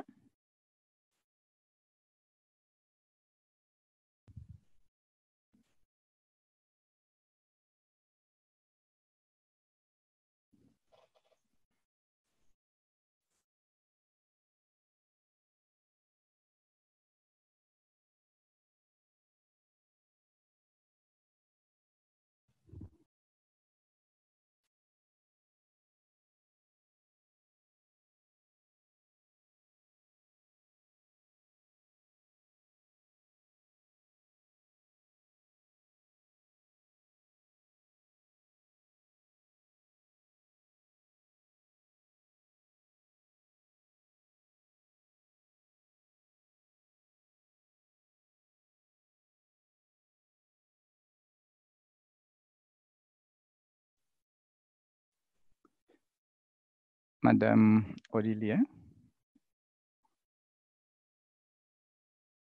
Okay, maybe we are disconnected for a while. So now on the screen is Madam Odilia Martins, the Director General of Planning and Policy and Inclusion, the Ministry of Education, Youth and Sport, Timor-Leste. Our colleagues from the IT now is trying to contact Madam Odilia if she finds any difficulties of getting into the room again.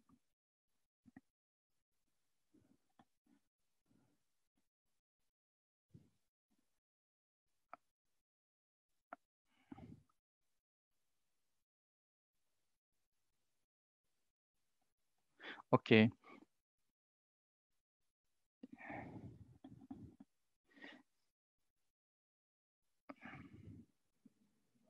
Okay, thank you so much. I think we find some difficulties of reaching back Madam Odilia to the meeting room since there is like a technical problem ongoing. So while waiting for the presentation, so I would like to say thank you so much for the viewers of UNESCO Office Jakarta Facebook also. Thank you for remaining on the page and viewing the presentations and sharing of today's webinars on educational response policy. So we hope that you can continue joining with the UNESCO Office Jakarta official Facebook for this webinar. Can I call one more time Madam Odilia Martins from Timor-Leste? Okay, while waiting for the presentation from Timor-Leste, I think we can start to have the question and answer. Hopefully in the middle of question and answer, we can get connected again with the Timor-Leste. Can we start with the question and answer first, and then after that we continue to the presentation from Timor-Leste. Mbak Ade Kurnia, okay, thank you so much. And then for the question and answer, the committee has prepared the sum up of the summary of the questions. So we say thank you to all the participants that have put your questions and then left your questions in the Q&A room. And then Marmont and Remigio, my colleagues from UNESCO, they are ready to support with the question and answer. And now can we see the question? Okay. So each panelist now will have one question from us. I mean, we try to sum up the questions from the participants and then the questions from Brunei Darussalam. And then we expect Madam Marina Cek Bujang to respond to the question. The question is, what specific collaborative initiative did you carry out with telecommunication companies and national TV network in providing online learning and teaching to the students? I'm inviting now Madam Marina from Brunei. Can you turn on your microphone and video as well?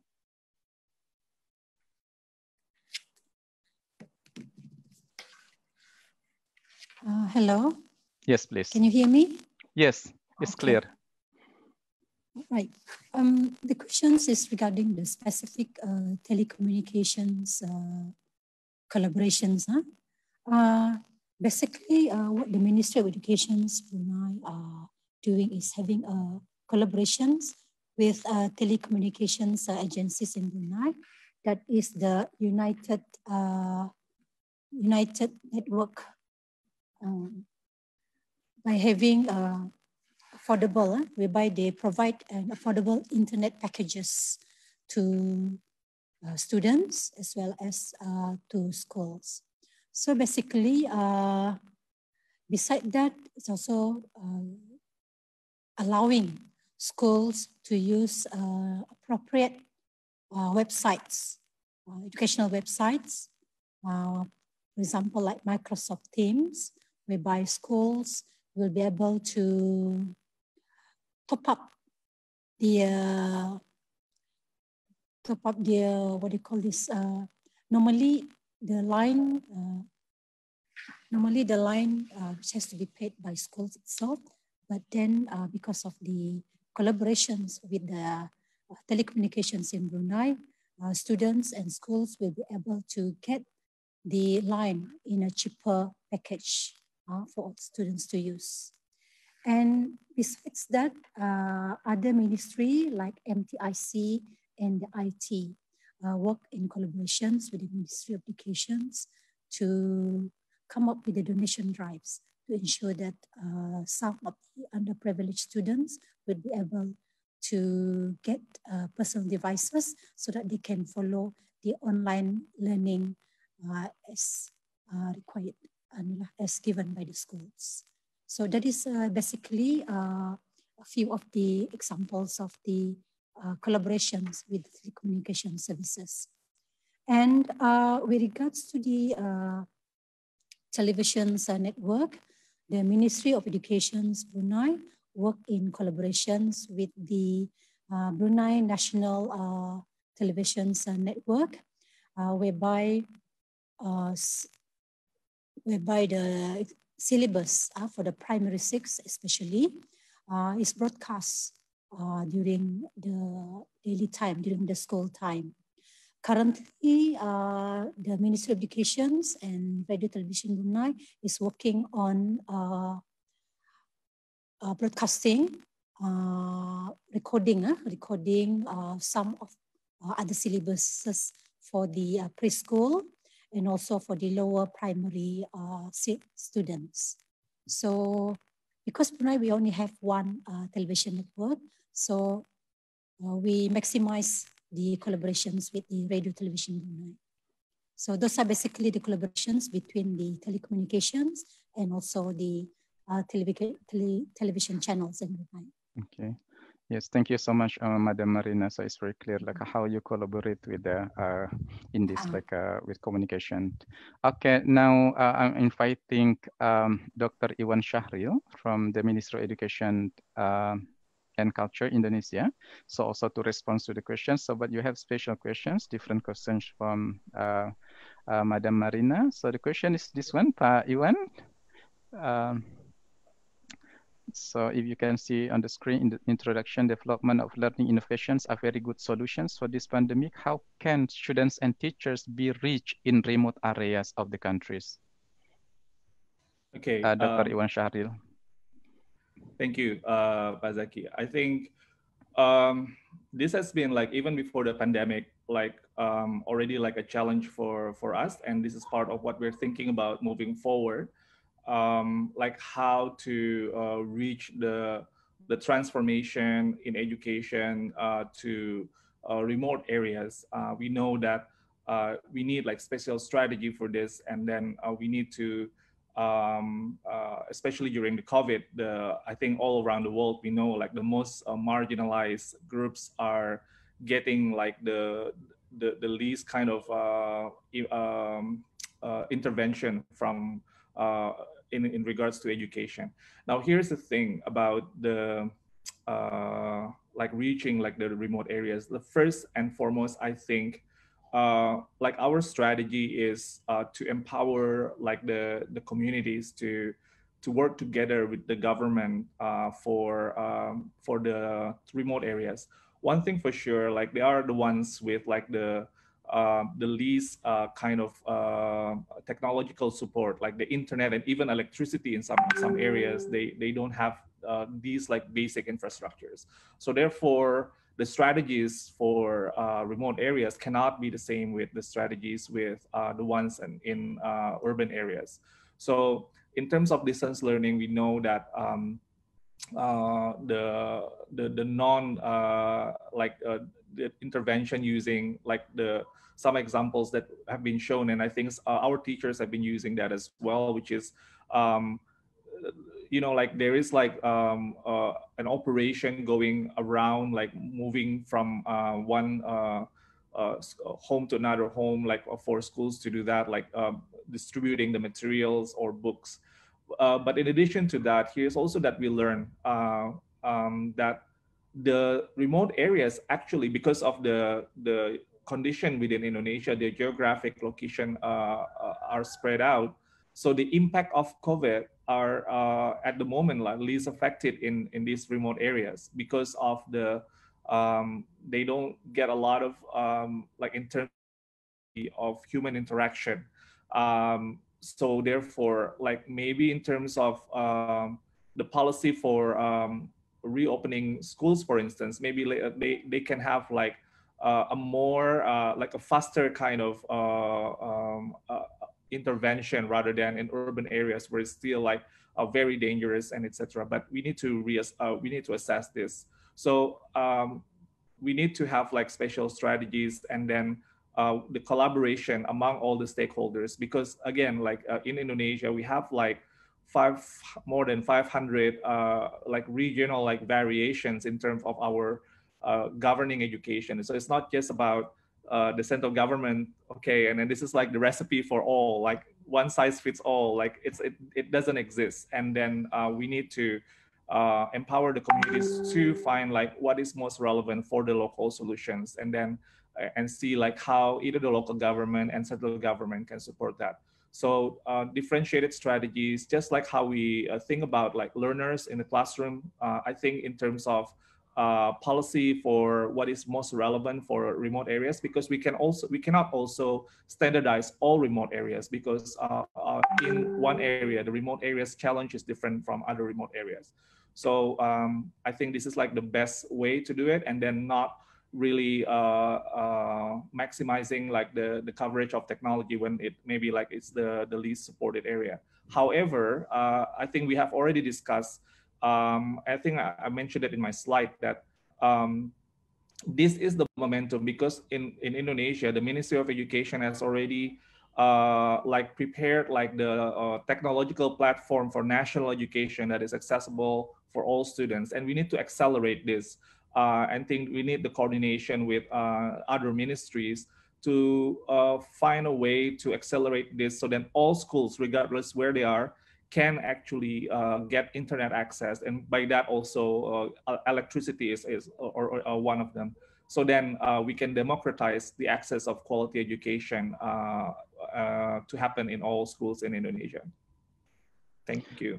Thank you so much, Dr. Iwan Syahril. So it is very important to really like focus on the access, and then like we have the priority, how to prioritize based on the need of the students and teachers regardless the areas. Thank you so much, Dr. Iwan Syahril, for for responding the first question. And now I'm inviting Dr. Habibah. Can colleague shows the slide, the question, please, from Dr. Habibah? Okay. Yes. Dr. Habibah? Okay, what support? Yes. What support are provided to parents for them to do their role in ensuring students' well-being, safety, and protections? Okay, Dr. Habibah, so this is the key questions for the first round. Okay, I think foremost is the ministry has come up with several circulars as well as guidelines on how we can ensure the safety as well as well-being of students. So when the COVID-19 positive cases were first detected and confirmed in Malaysia, schools were still in operations. So even at that point of time, the ministry developed a guideline for schools on how we can ensure the safety of children while they are in school, or what happens if any of the students through their parents or through other interactions meet with those who are COVID-19.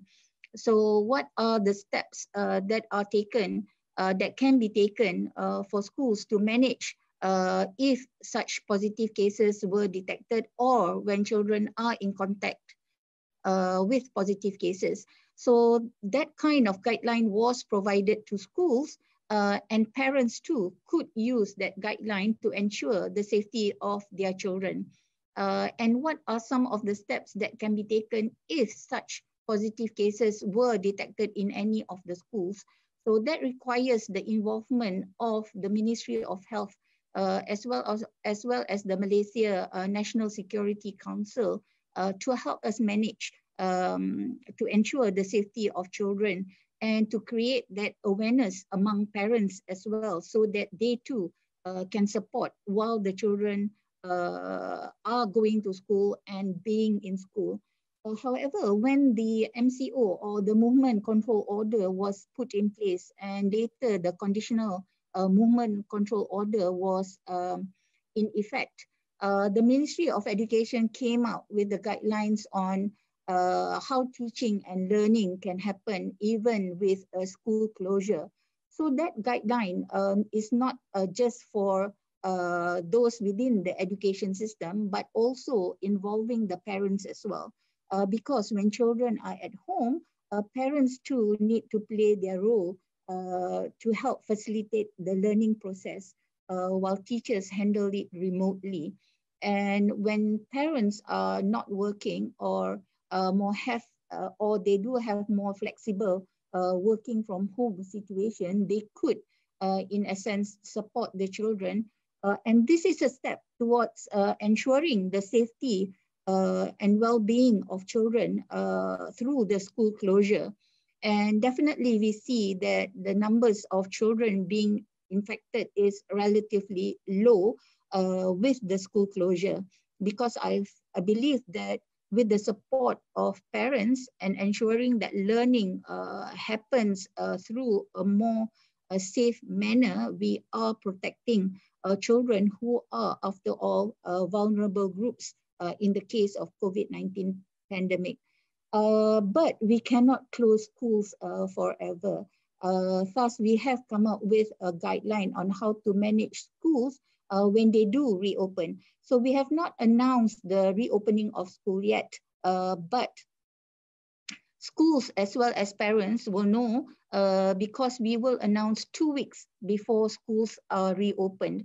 Thus, currently what the ministry is doing is we have syndicated our guideline with various stakeholders to ensure that the guideline would in effect be effective once we enforce it.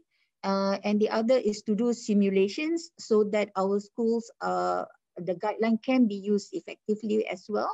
But the guidelines states the roles that needs to be played by the school administrators, the teachers, other staff, including the security, as well as the those who take care of the cleanliness of the school, those in charge of our hostels, and the role of parents too are all outlined within the guideline. So even before children do go back to school, parents need to play the role that they need to ensure that their children, when they do send to school, are free from any case of the COVID-19, because we do not want the school community to be infected through the children or their interaction with other people outside of the school.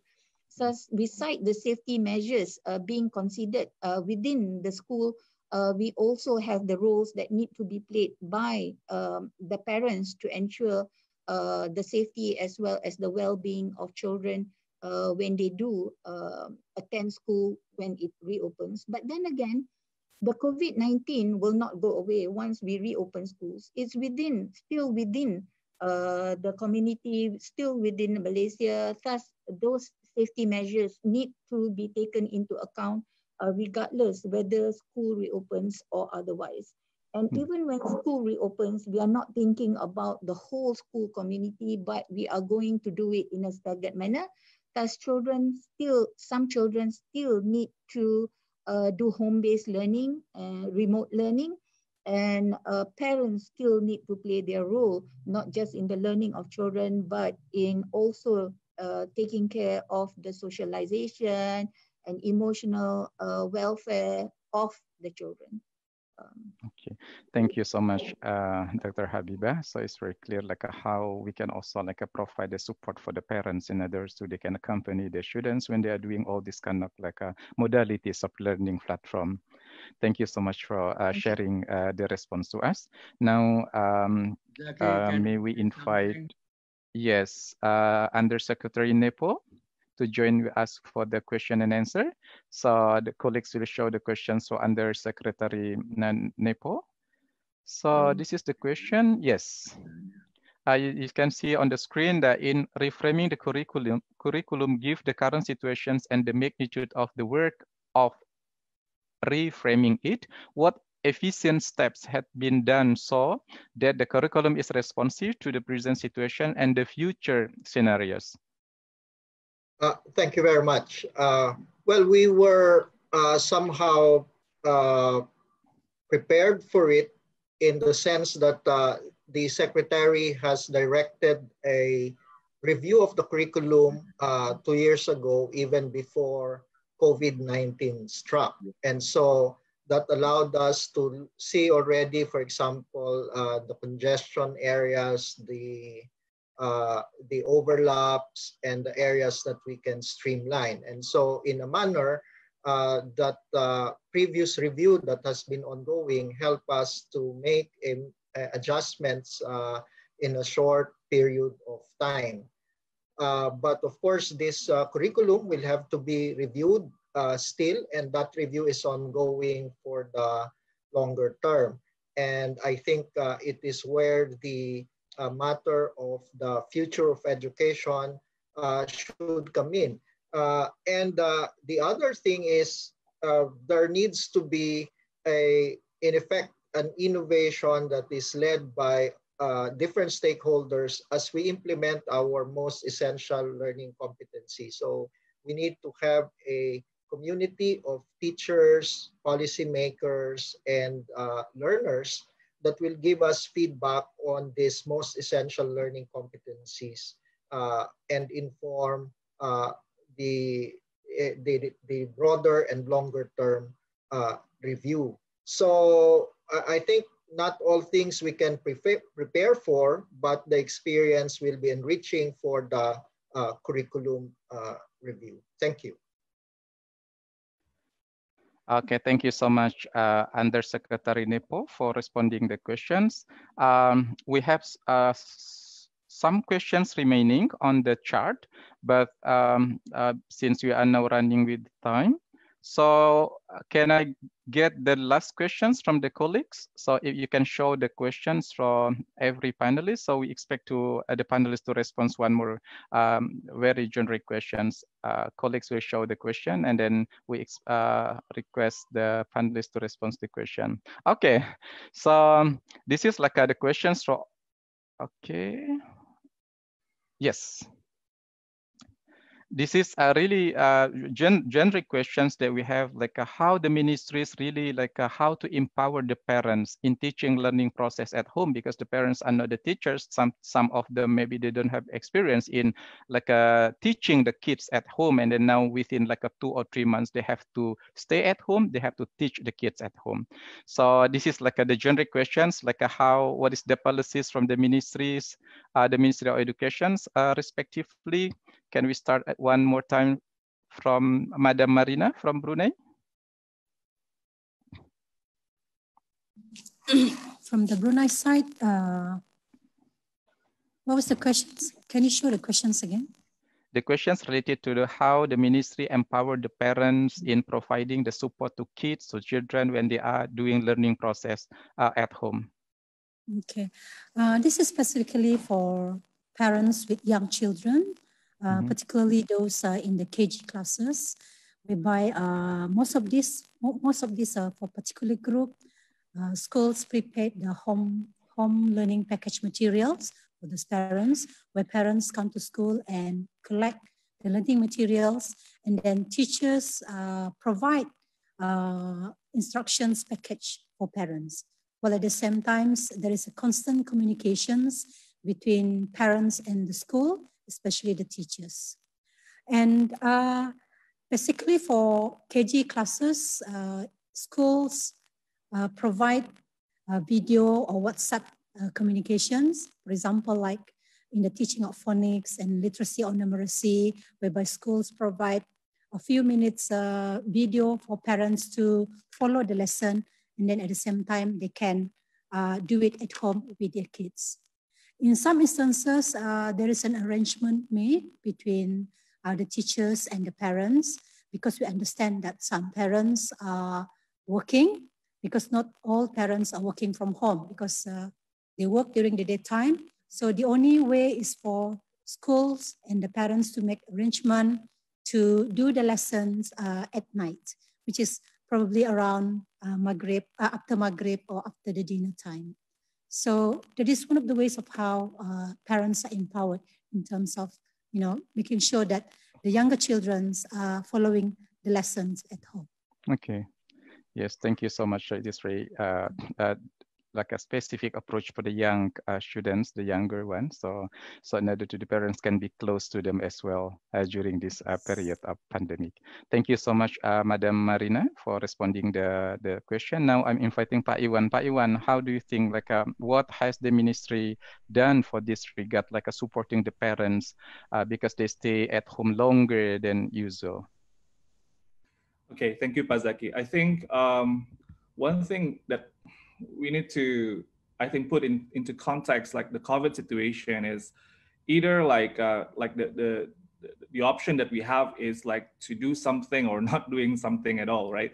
So it's not like for parents, I think, and for teachers and schools too, like we are now forced to deal with this. We are now like conditioned to deal with this. So I think for like to be empowered, of course, like we need the communication. There are two strategies that the Ministry of Education and Culture in Indonesia has been doing and will continue to do. Like the first one is, of course, to give like the guidelines to schools, both to the principal and also to the teacher. So I think that like for guidelines to school, like we need to differentiate like how, like in terms of like the teacher, give like the guidelines to teacher about like how to deal in terms of like the teaching and learning with parents, and also for the leadership team within the school, which is they will look at it like, of course, like a different angle, like how to engage parents and empower parents in the whole strategy within their school and community, like communication, like school principal, because like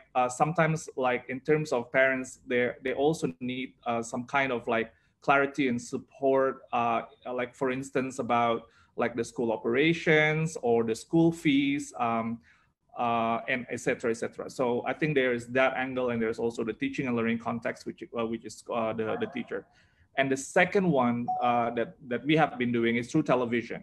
So yes, like we have like this within the guidelines for school, like how to deal with parents, et cetera. But we have like the television as the channel where we can also communicate like how to deal with this in terms of like keeping like the well-being and how to accompany like the young children in the learning, etc. And I think those two channels through like the guidelines for school principals and teachers, and then the national television, we think are like the best ways at the moment that we feel are, of course, they're not working perfectly, but we will continue to work on that because I think it's like the main channels that we have at the moment. So thank you. Okay, thank you so much, Dr. Iwan Syahril, for, I think it's very like a positive way to also to support the parents, because they stay and then they accompany the children, they are learning from home, to connect also the parents with the school as well.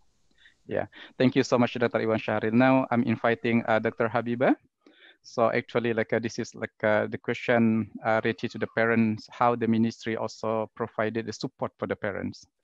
Yeah, I think basically we have started through our Malaysia education blueprint to promote more parental and community involvement with learning. So we are moving from schools per se in terms of the learning of children, but to the learning ecosystem where learning does not just happen within our schools, four walls, but also outside of school. So I think the initiative has already happened, only that the COVID situation is kind of sudden, and we are moving totally towards virtual or remote learning. So that's the difference that's happening. So how have we communicated with parents and to support them?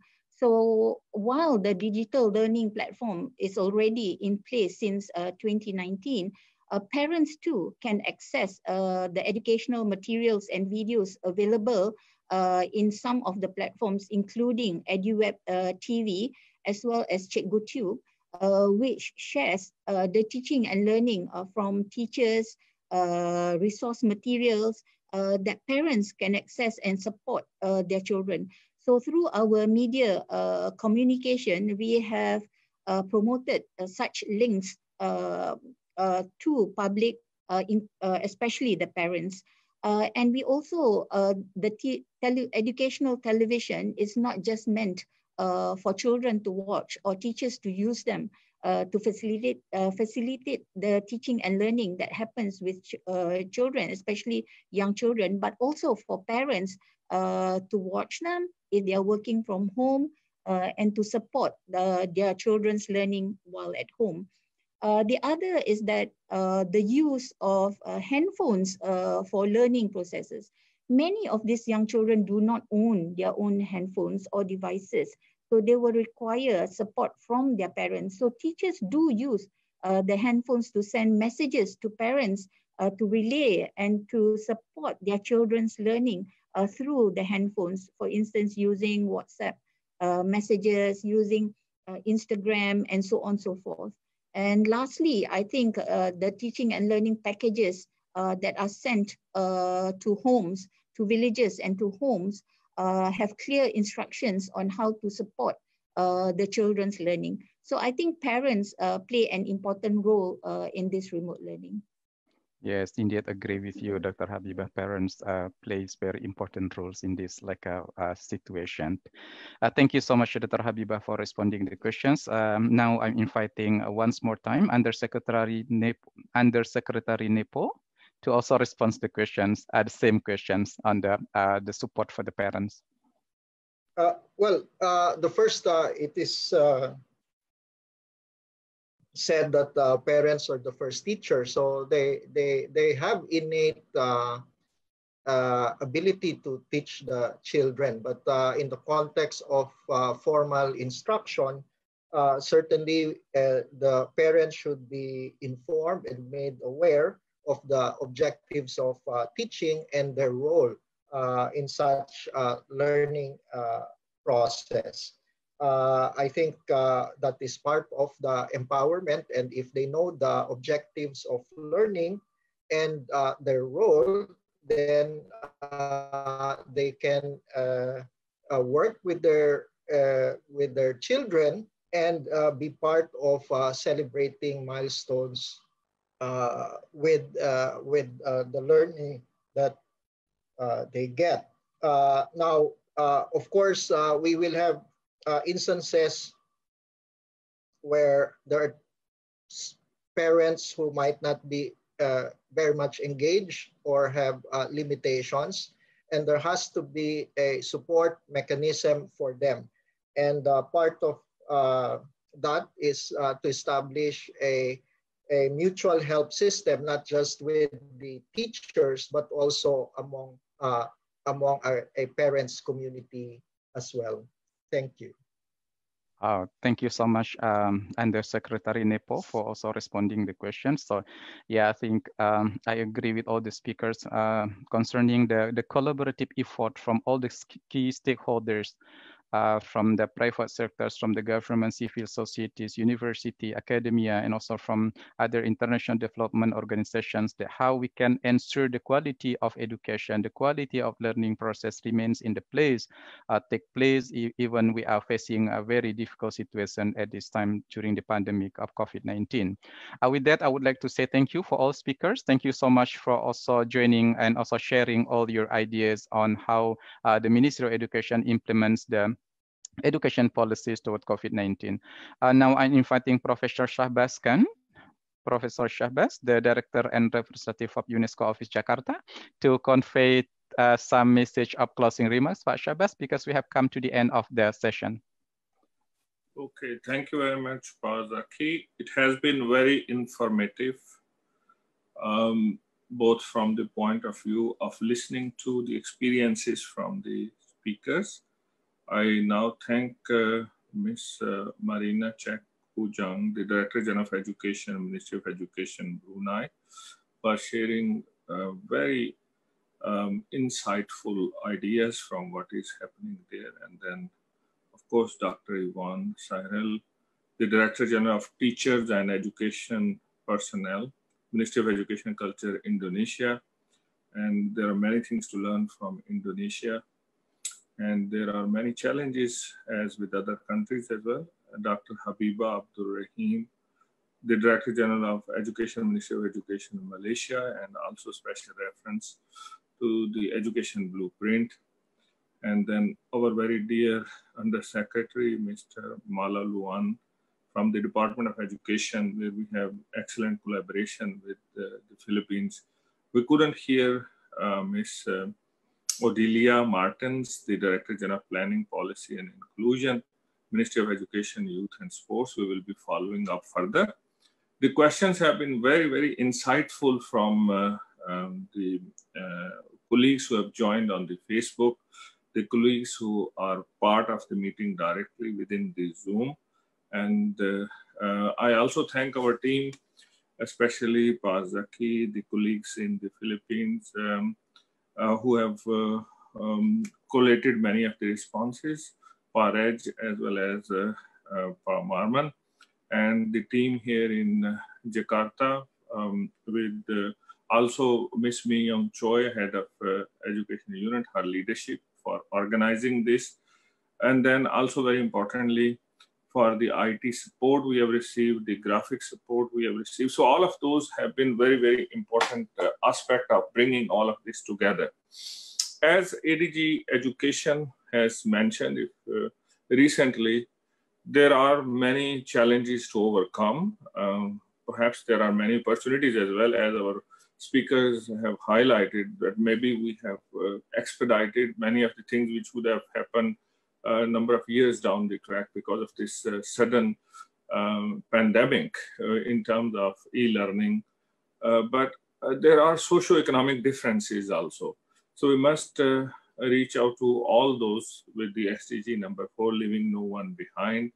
Also, very importantly, there are challenges in terms of feeding of the children in school, in terms of health and well-being, also in terms of access to the internet. So those challenges have not gone away, and we have to continue to work together and create more cooperation, South-South cooperation. Also, very importantly, the opportunities are there to give more training to our teachers and also bring psychosocial support, which has been one of the key areas of UNESCO. So we will be collating all these questions and their answers and the presentations. And I have received many feedback, as I have also put it onto my Facebook. There are colleagues who are interested to know more and they want to get hold of these excellent presentations. There are colleagues not only from our cluster countries, but other countries as well. So dear Pazaki and dear team, we have to make all these presentations available with the permission of the presenters, as well as prepare a very succinct report. And then from here, we should work very closely with our national commissions. And the leadership of the national commissions in this region is very, very important and have always been a great support for UNESCO. Thank you for the presence of the national commissions and His His Excellencies for their support, and Pa Arif Rahman for his excellent opening remarks. So let's continue to work together.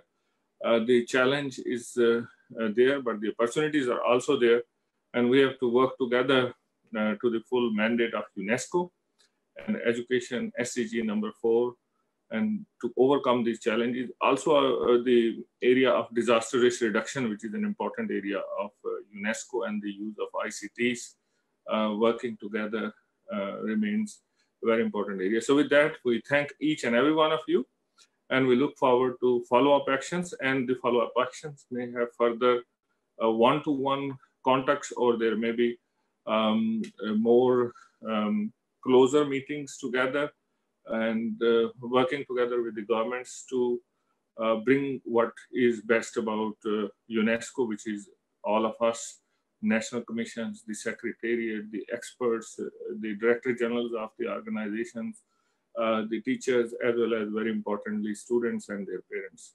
Thank you very much. Have a wonderful day. Thank you very much, Professor Sabaskan, the Director and Representative of UNESCO Office Jakarta, for the closing remark. Yes, as Professor Sabaskan mentioned, that unfortunately we did not manage to get connected again with colleagues from Timor-Leste, from Madam Odilia Martins, the Director General of Planning, Policy and Inclusion, Ministry of Education, and Youth and Sports. So we do apologize for these situations that we are facing. However, we have collected all the presentations of the speakers.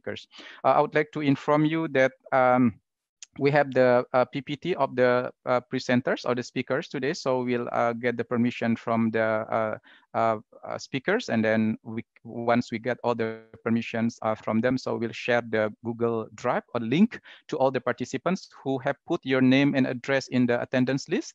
So we will make sure that you will get the copy of the PPT presentation as well. And also, I would like to say thank you to all the participants who are now still joining with UNESCO Office Jakarta Facebook. Thank you so much for viewing this webinar. And special thank you also to our colleagues from ASEAN Secretariat, from CMEO centers, from universities, and from other ministries, not only Ministry of Education, but also Ministry of Religious Affairs, Ministry of National Development Plan, Ministry of Higher Education, and the other ministries who has joined this webinar. And on behalf of, once again, on behalf of UNESCO Office Jakarta, we would like to say thank you so much for your participations, and see you again in the next UNESCO events. And for all speakers and panelists, once again, thank you so much for your participations and effort for this webinar. So thank you, and see you in the next UNESCO event, and bye-bye from Jakarta. Thank you very much. Have a wonderful day. Thank you very much. On behalf of Brunei Darussalam, we would like to thank you, UNESCO Jakarta, for inviting us. And we also like to thank you the presence of our Yang Mulia Permanent Secretary, Dr. Samsia Zuraini Kancanawati Haji Tajuddin, and also the Deputy Permanent Secretary, Tuan Aliuddin bin Najib Rahman, for coming with us today, webinar on sub-regional education response to COVID-19. Thank you very much. Thank you very much, Jakarta Office. Thank you very much. Thank you, Pa Arif. Professor. Thank you. Thank you so much. Office on behalf of Jakarta. Thank you. In regards to all the colleagues from all ASEAN countries, from Brunei, Malaysia, Philippines, Timor-Leste. Sorry, Kak Jackie, we can still have a photo session for the panelists. Maybe turn on the video. Pak Iwan. Pak Arif. Makasih, Pak Arif. Bagus sekali. Excellent presentation, Pak. Thank you, Pak. Selamat. Okay, there is a request from committee. Could you turn on video? All the panelists and the committee, could you please turn on your video, because the documentation team will take some photo. Pak Iwan already. That would be very good. Yeah, in yes. COVID Dr. times, Habibah? that's the way to do. Yes, could you please turn on your video? Yes, it's on. Yes, Under Secretary Nepo, could you please turn on your video? Oh yeah, Madam Marina, would you please stay? Okay, turn on the video, Dr. Habibah, and also Under Secretary Nepo. So we need to take a photo. Okay. I think it's on. I can see myself. Good. Yeah. Okay. Thank you. Okay. Okay. Gani. Okay.